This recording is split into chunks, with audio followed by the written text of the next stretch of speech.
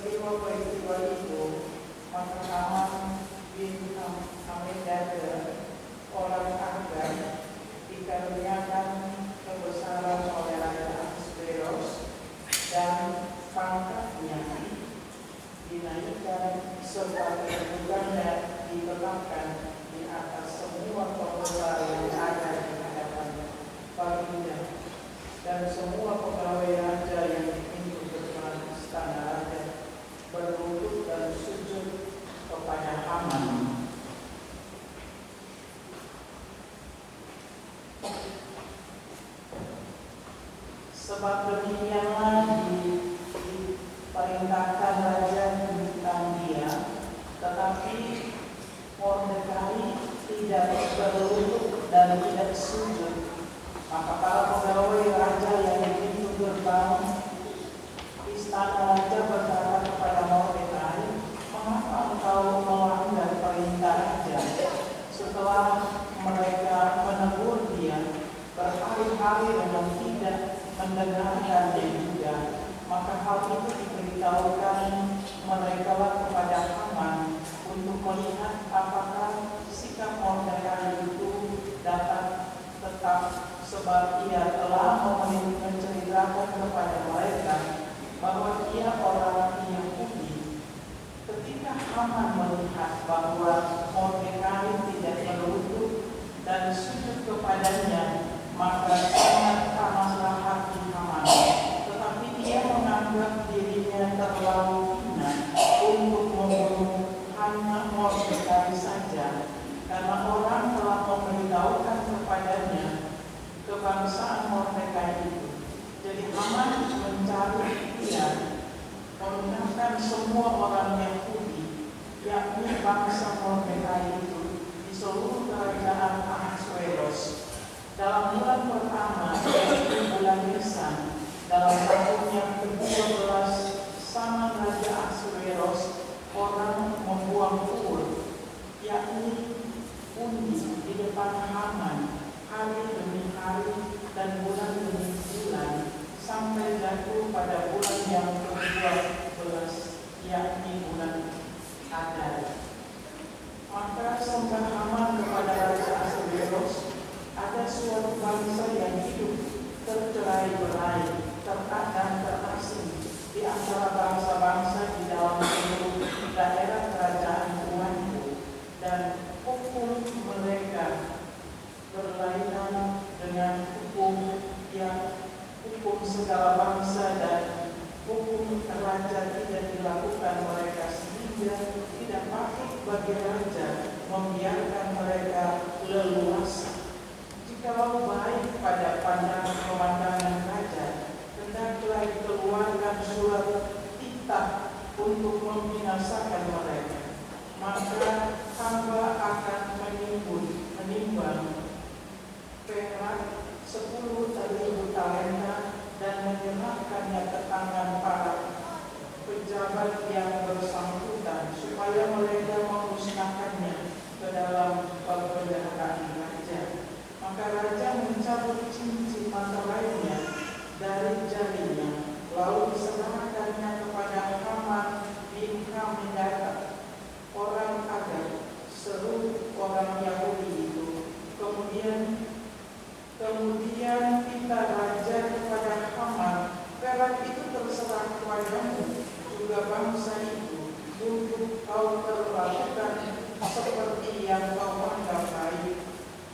Maka dalam bulan yang pertama pada hari yang ke-13 dipanggilan para wanita raja, lalu sesuai dengan segala yang diperintahkan Haman, ditulislah surat kepada wakil-wakil raja, kepada setiap bupati yang menguasai daerah, dan kepada setiap pembesar bangsa, yakni kepada tiap-tiap daerah menurut tulisannya, dan kepada tiap-tiap bangsa menurut bahasanya.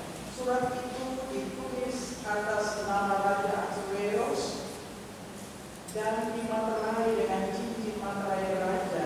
Surat-surat itu dikirimkan kepada perantara pesuruh-pesuruh cepat ke segala daerah kerajaan, supaya dipunahkan, dibunuh, dan dibinasakan semua orang Yahudi, daripada yang muda sampai kepada yang tua, bahkan anak-anak dan perempuan-perempuan.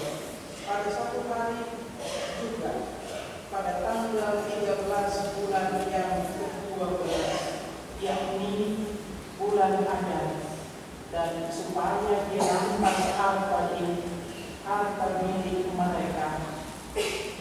Selain salinan surat itu harus diundangkan di dalam tiap-tiap daerah, lalu diumumkan kepada segala bangsa supaya mereka bersiap-siap untuk hari itu. Maka dengan tergesa-gesa berangkatlah pesuruh-pesuruh cepat itu atas titah raja, dan undang-undang itu dikeluarkan di dalam benteng Susan. Sementara itu raja serta Haman duduk minum, tetapi kota Susan menjadi gempar. Begitulah jauh pasal pembacaan firman Tuhan. Berbahagia setiap kita yang mendengar firman-Nya dan yang mau menerjemahkan dalam kata dan perbuatan. Tuhan kiranya memberkati. Haleluya.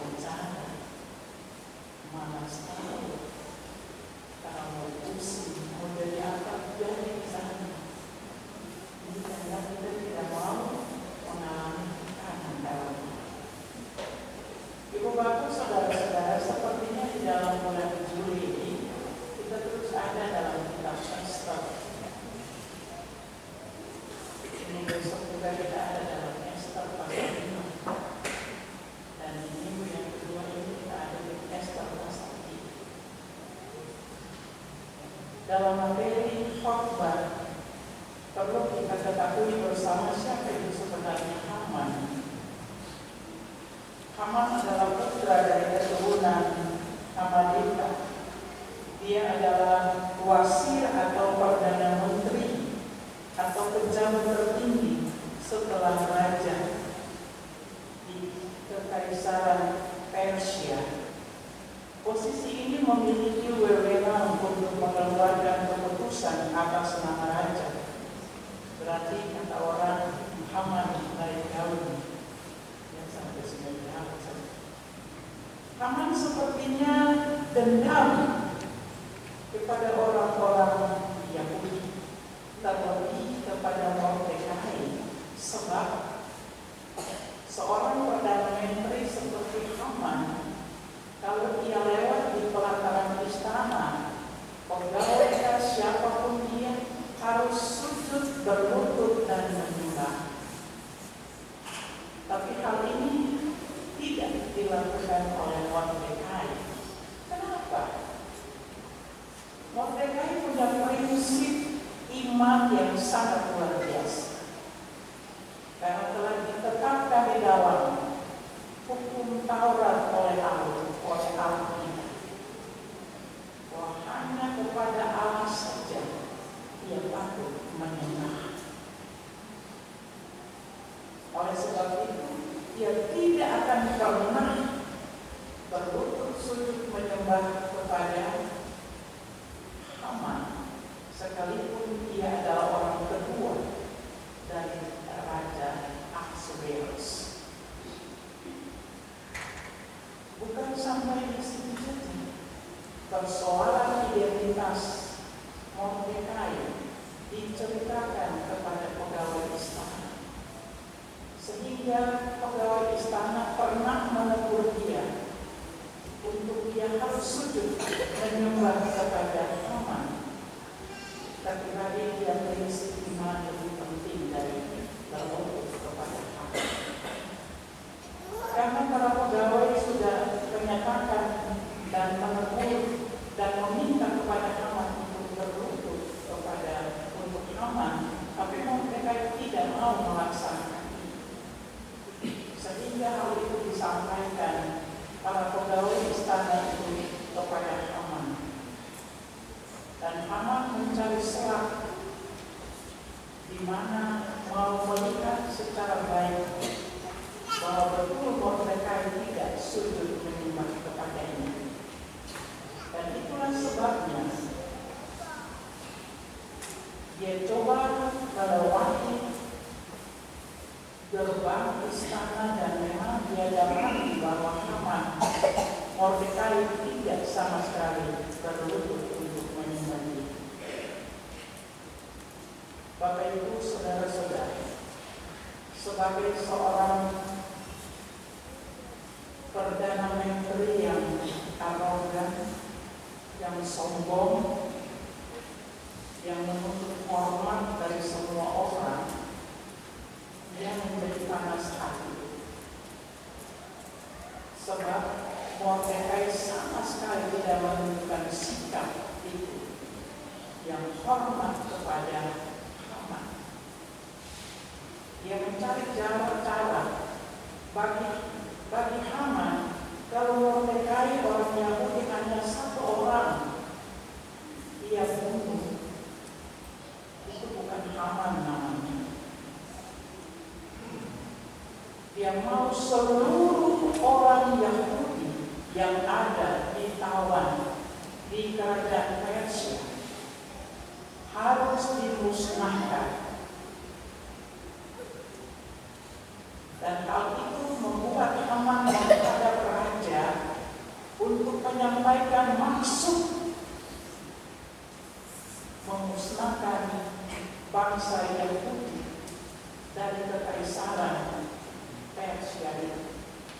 Bapak Ibu, saudara-saudara, kalau hanya menghadap raja saja dan raja tidak melakukan sesuatu, Haman tidak ada apa-apanya. Sekalipun Haman tergolong dalam satu partai politik yang ada di kekaisaran Persia.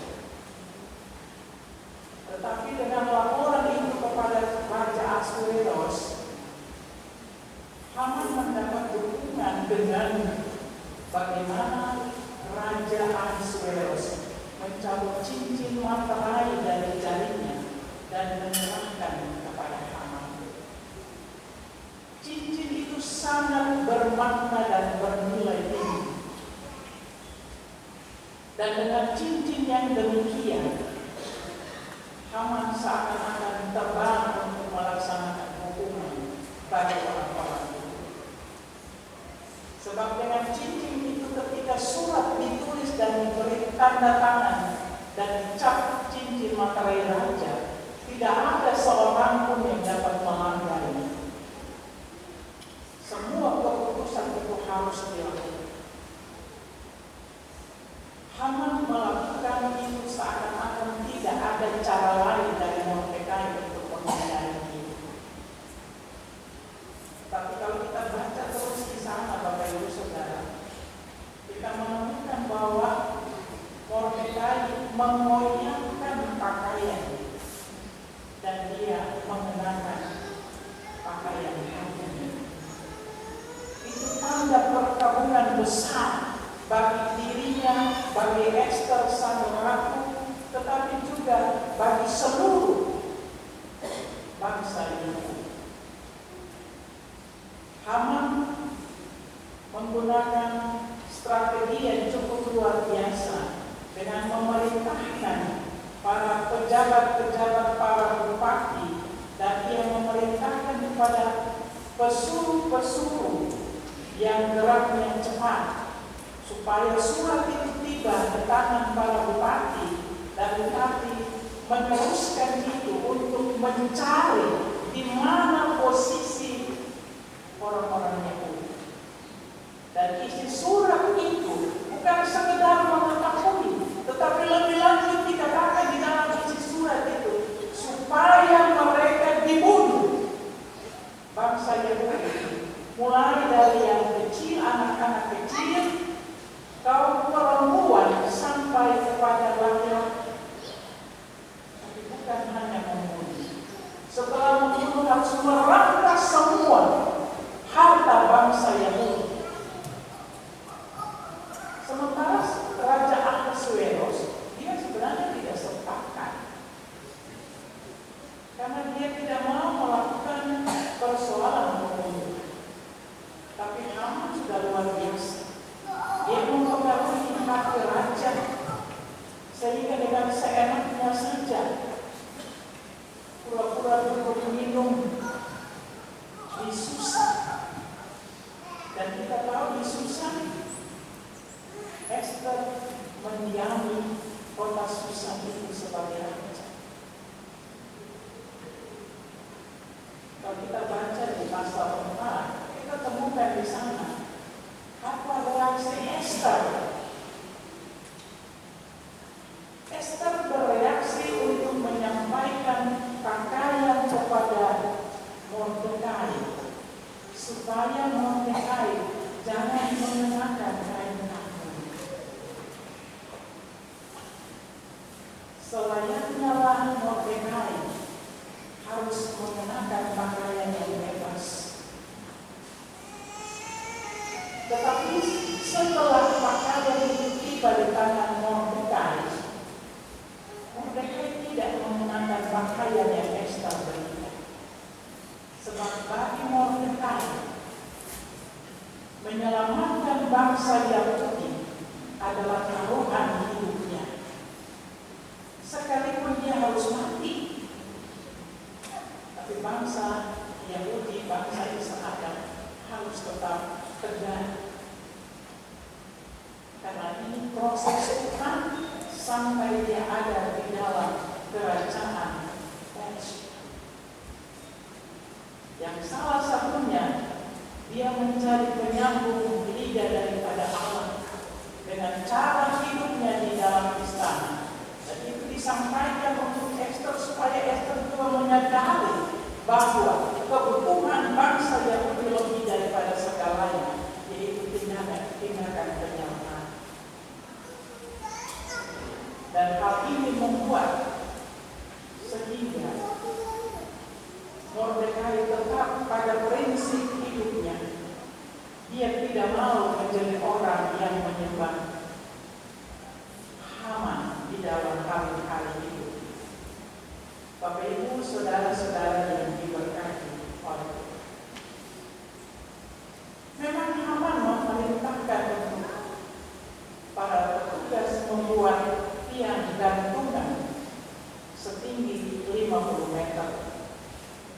Tiang gantungan itu merupakan tiang hukuman, di mana pada awal kita baca pasal 1 atau pasal 2 dari Ester, di mana sida-sida yang dihukum gantung supaya mereka mati secara perlahan-lahan, sebagaimana Yesus pun. Tapi Yesus dicederai, disiksa, baru digantung. Tetapi sida-sida tidak.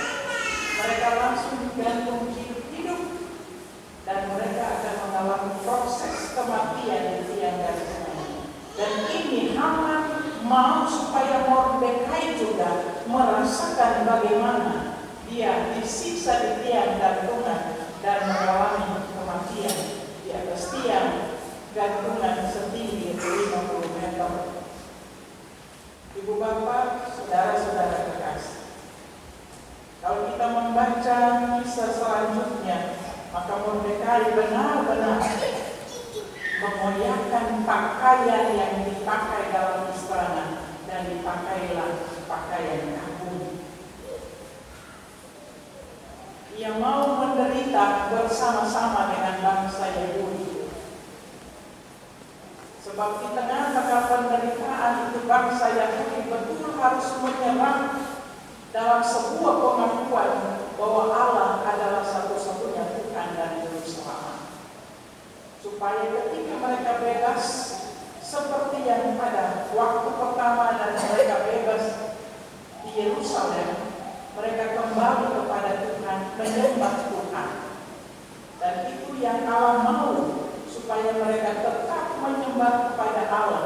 Dan ini yang dilakukan oleh Mordekai. Sekalipun tekanan yang begitu luar biasa dia rasakan dan dia alami, tapi dia sama sekali tidak pusing dengan tekanan-tekanan. Dia tetap stabil, dia tetap berserah kepada Tuhan, sekalipun harga dirinya hancur dalam sebuah kebenaran. Ibu bapak, saudara-saudara, tema di minggu berjalan ini yaitu tetap setia di tengah tekanan. Tema ini akan mengajar kita sebagai orang percaya bahwa di dunia yang kita hidup ini tidaklah aman-aman saja.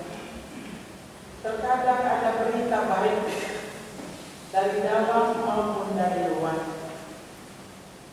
Dan terkadang berita-berita itu ada yang menyesatkan. Oleh sebab itu,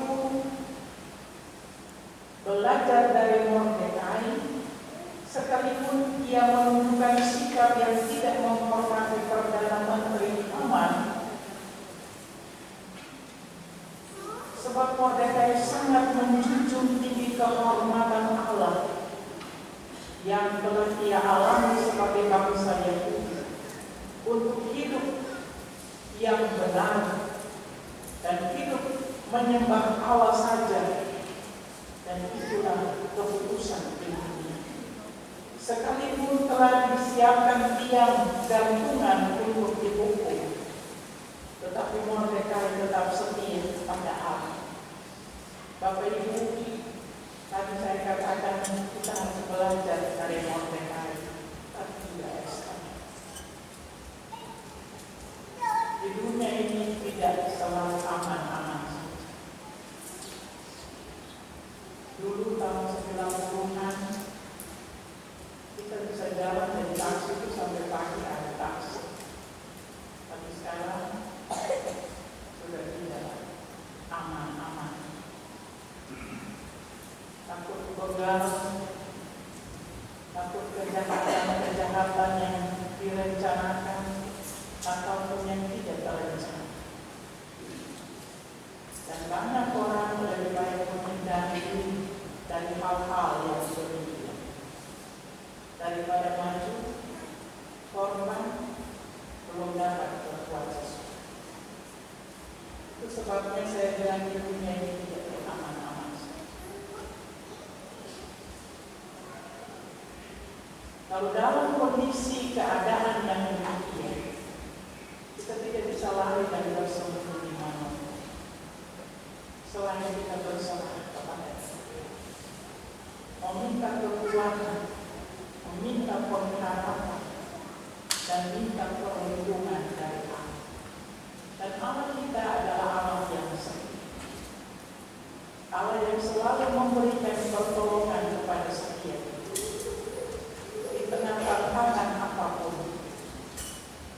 supaya kita benar-benar merasa aman, merasa terlindung dan nyaman.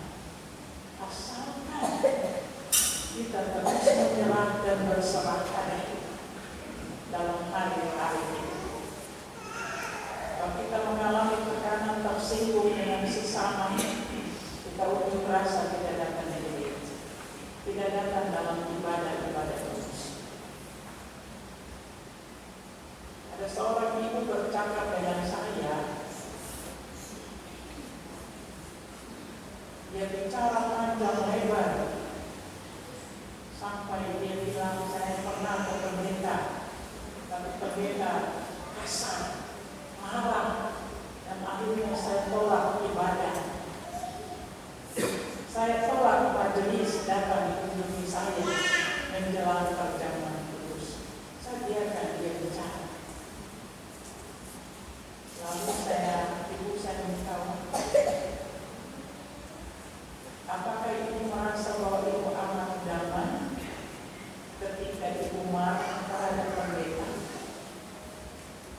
Dan apakah ibu merasa luar biasa iman ibu sampai ibu mengusir majelis yang datang ke bumi?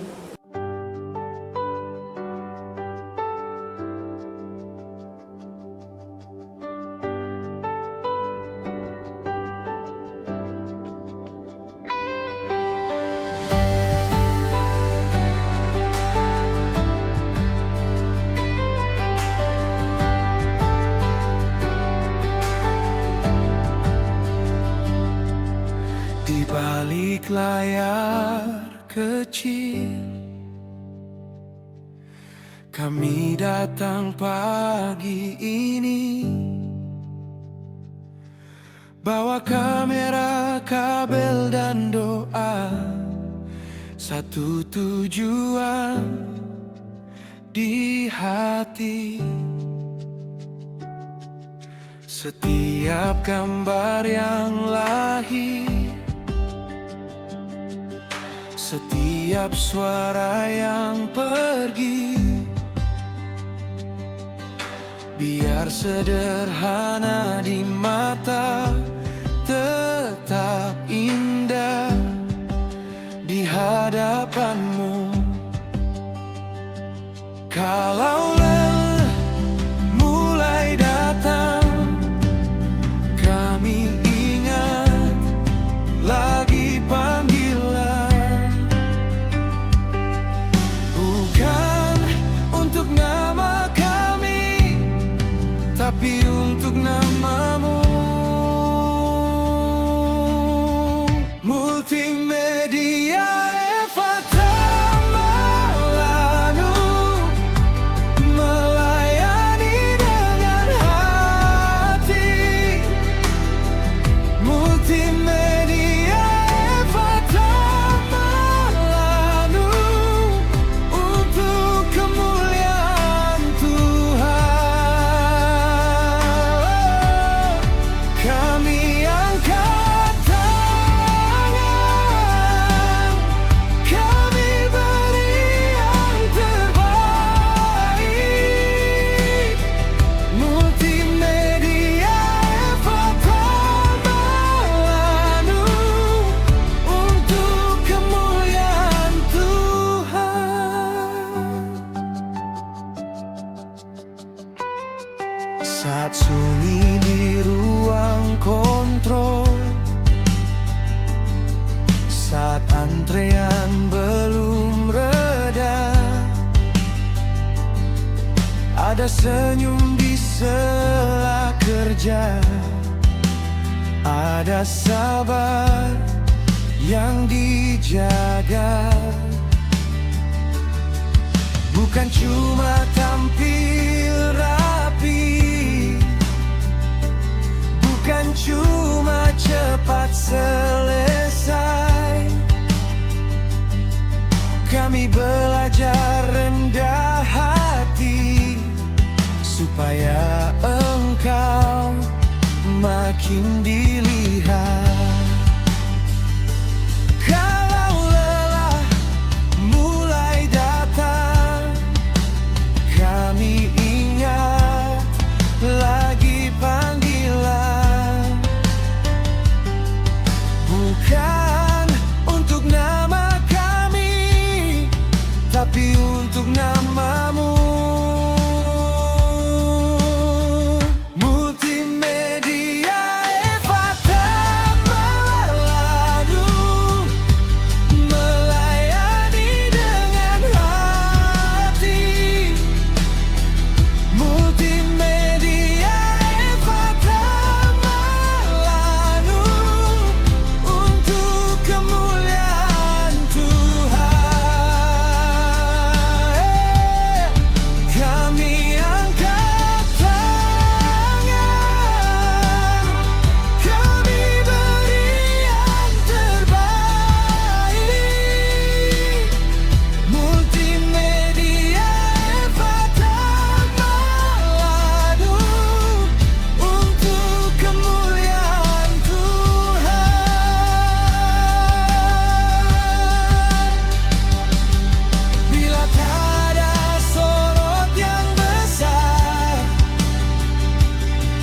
Bila tak ada tepuk tangan,